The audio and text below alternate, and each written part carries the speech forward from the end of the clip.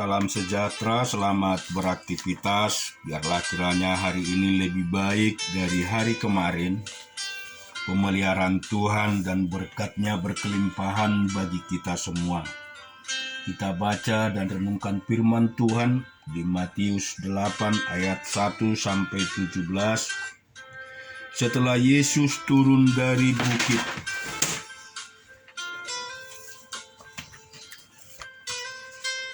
orang banyak berbondong-bondong mengikut Dia. Maka datanglah seorang yang sakit kusta kepadanya, lalu sujud menyembah Dia dan berkata, "Tuan, jika Tuan mau, Tuan dapat mentahirkan aku." Lalu Yesus mengulurkan tangannya, menjamah orang itu dan berkata, "Aku mau, jadilah engkau tahir."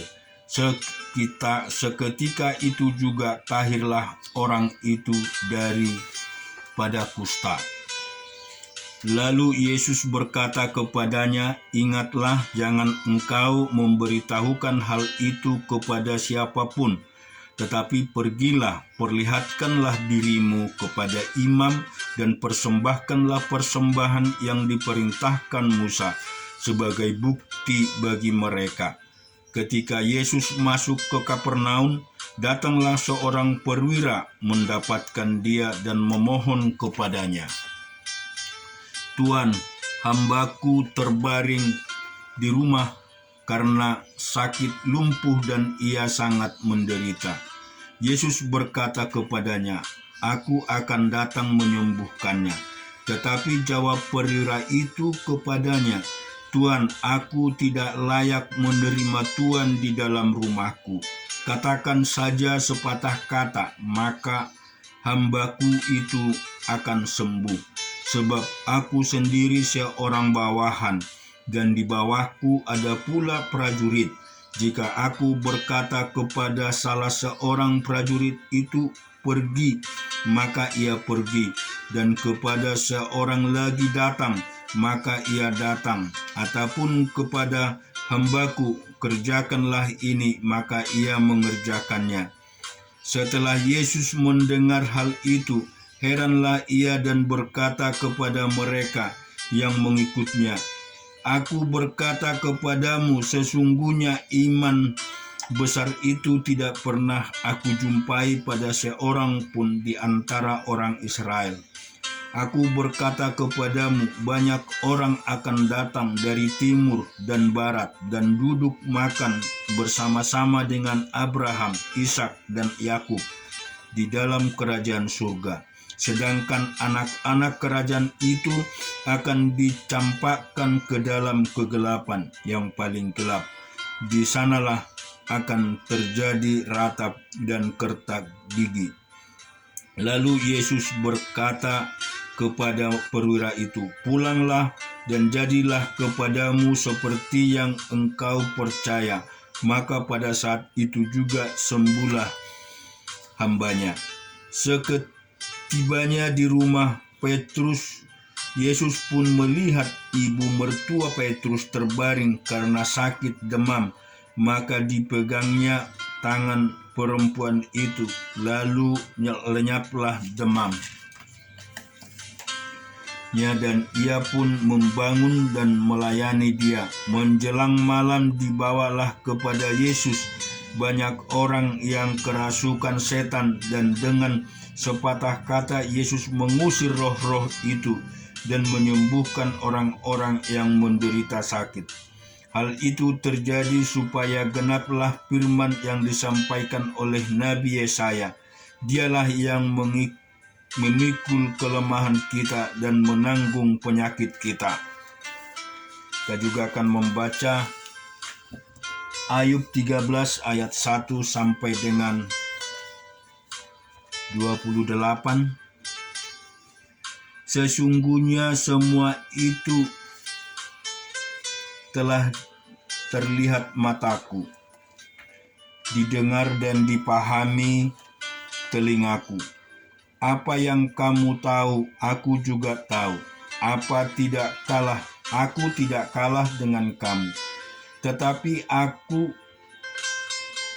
Aku hendak berbicara dengan Yang Maha Kuasa. Aku ingin membela perkaraku di hadapan Allah. Sebaliknya kamulah orang yang menutupi dusta, tabib palsulah kamu sekalian. Sekiranya kamu menutup mulut, itu akan dianggap kebijakan daripadamu. Dengarkanlah pembelaanku dan perhatikanlah bantahan bibirku. Sudikah kamu berbohong untuk Allah? Sudikah kamu mengucapkan dusta untuk Dia? Apakah kamu mau memihak Allah? Berbantakah kamu membela Dia? Apakah baik kalau Ia memeriksa kamu?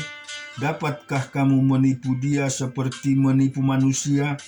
Kamu akan dihukumnya dengan keras jikalau kamu diam-diam memihak. Apakah kebesaran yang tidak akan mengejutkan kamu dan ketakutan kepadanya menimpa kamu? Dalil-dalilmu adalah amsal debu dan perisaimu perisai tanah liat. Diam, aku hendak berbicara. Apapun yang akan terjadi atas diriku, dagingku akan kuambil dengan gigiku, dan nyawaku akan kutantam dalam genggamanku. Lihatlah, ia hendak membunuh aku. Tak ada harapan bagiku, namun aku hendak membela perlakuku di hadapannya. Itulah yang menyelamatkan aku.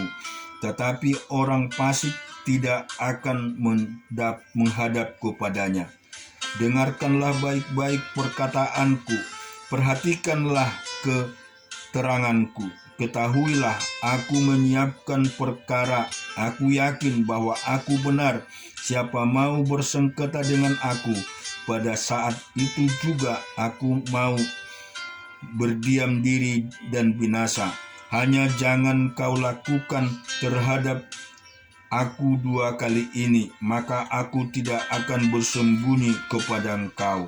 Jauhkanlah kiranya tanganmu daripadaku, dan kegetaranmu terhadap engkau jangan menimpa aku.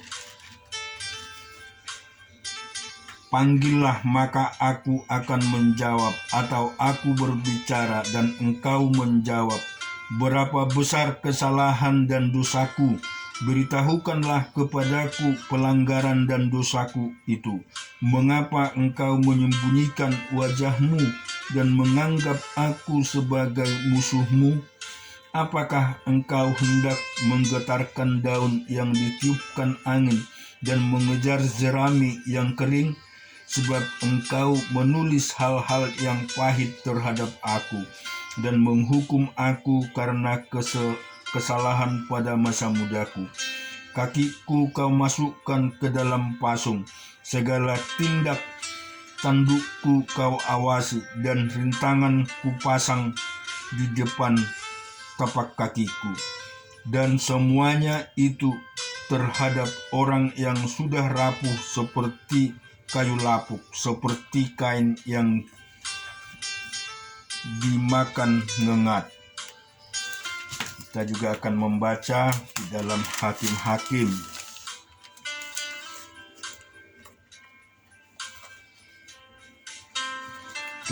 ayat 22 sampai 34. Kemudian berkatalah orang Israel kepada Gideon, biarlah engkau memerintah kami, baik engkau, baik anakmu maupun cucumu, sebab engkau yang telah menyelamatkan kami dari tangan orang Midian. Jawab Gideon kepada mereka, aku tidak akan memerintah kamu, dan juga anakku tidak akan memerintah kamu, tetapi Tuhan yang memerintah kamu. Selanjutnya kata Gideon kepada mereka, satu hal saja yang kuminta kepadamu, baiklah kamu masing-masing memberikan anting-anting dan jarahannya, karena musuh itu beranting-anting sebab mereka orang Ismail. Jawab mereka, kami mau memberikan dengan suka hati. Dan setelah dihamparkan sehelai kain, Maka masing-masing melemparkan anting-anting dari jarahannya ke atas kain itu. Adapun berat anting-anting emas yang dimintanya itu ada 1.700 siskal emas, belum termasuk bulan-bulanan, perhiasan telinga dan pakaian kain ungu muda yang dipakai oleh raja-raja Midian, dan belum terhitung kalung rantai yang ada pada leher unta mereka. Kemudian Gideon membuat efod dari semuanya itu dan menempatkannya di kotanya di Opra. Di sanalah orang Israel berlaku serong dengan menyembah efod itu. Inilah yang menjadi jerat bagi Gideon dan seisi rumahnya. Demikianlah orang Midian tunduk kepada orang Israel dan tidak dapat menegakkan kepalanya lagi. Maka amanlah negeri itu 40 tahun lamanya pada zaman Gideon. Lalu Yerubal bin Yoas pergilah dan diam di rumah sendiri. Gideon mempunyai 70 anak laki-laki, semuanya anak kandungnya, sebab ia beristri banyak. Juga gundiknya yang tinggal di Sikem melahirkan seorang anak laki-laki baginya. Lalu ia memberikan nama Abimelek kepada anak itu. Gideon bin Yoas mati pada waktu rambutnya telah memutih, lalu dikuburkan dalam kubur Yoas ayahnya di Opra, kota orang Abiezer. Setelah Gideon mati, kembalilah orang Israel berjalan serong dengan mengikuti para Baal dan membuat Baal Berit menjadi Allah mereka. Orang Israel tidak ingat kepada Tuhan Allah mereka yang telah melepaskan mereka dari tangan semua musuh di sekelilingnya. Juga tidak menunjukkan terima kasihnya kepada keturunan Yerubal Gideon, seimbang dengan segala yang baik yang telah dilakukannya kepada orang Israel. Kita juga akan baca Keluaran 30 ayat 1 sampai dengan 16. Haruslah kau buat mezbah tempat pembakaran ukupan. Haruslah kau buat itu dari kayu penaga, sehasta panjangnya dan sehasta lebarnya, sehingga menjadi 4 persegi. Tetapi haruslah 2 hasta tingginya. Tanduk-tanduknya haruslah seiras dengan mezbah itu. Haruslah kau salut itu dengan emas murni, bidang atasnya dan bidang-bidang sisinya sekelilingnya, serta tanduk-tanduknya. Harus kau buat bingkai emas sekelilingnya. Haruslah kau buat 2 gelang emas untuk mezbah itu di bawah bingkainya. Pada kedua rusuknya haruslah kau buat gelang itu pada kedua bidang sisinya, dan haruslah gelang itu menjadi tempat pemasukan kayu pengusung, supaya dengan itu mezbah dapat diangkut. Haruslah kau buat kayu pengusung itu dari kayu penanga, dan kau salutkan dengan emas. Haruslah kau taruh tempat pembakaran itu di depan tabir penutup tabut hukum, di depan tabut pendamaian yang di atas loh hukum, di mana aku akan bertemu dengan engkau. Di atasnya haruslah Harun membakar ukupan dari wangi-wangian tiap-tiap pagi. Apabila ia membersihkan lampu-lampu, haruslah ia membakarnya. Juga apabila Harun memasang lampu-lampu itu pada waktu senja, haruslah ia membakarnya sebagai ukupan yang tetap di hadapan Tuhan di antara kamu turun-temurun.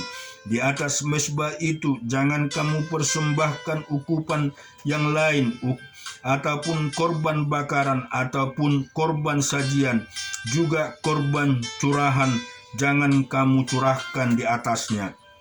Sekali setahun Harun mengadakan perdamaian di atas tanduk-tanduknya dengan darah korban penghapusan dosa.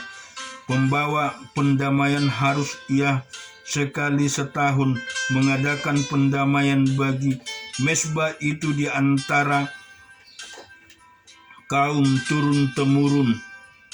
Itulah bahan kudus bagi Tuhan. Apabila engkau menghitung jumlah orang Israel pada waktu mereka didaftarkan, maka haruslah mereka masing-masing mempersembahkan kepada Tuhan uang perdamaian karena nyawanya bagi Harun orang pendaftarkan mereka, supaya jangan ada itulah di antara mereka pada waktu pendaftarannya itu.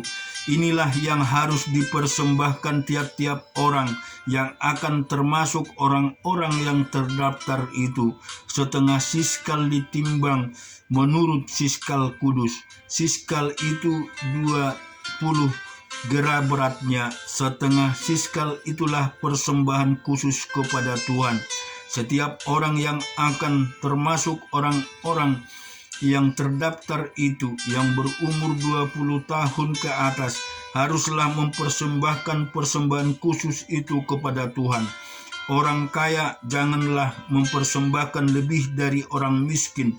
Janganlah mempersembahkan kurang dari setengah siskal itu pada waktu dipersembahkan persembahan khusus itu kepada Tuhan untuk mengadakan perdamaian baginya kamu sekalian. Dan haruslah engkau memungut uang perdamaian itu dari orang Israel dan menggunakan untuk ibadah dalam kemah pertemuan, supaya itu menjadi peringatan di hadapan Tuhan untuk mengingat kepada orang Israel dan untuk mengadakan perdamaian bagi nyawa kamu sekalian. Amin. Tuhan memberkati kita semua.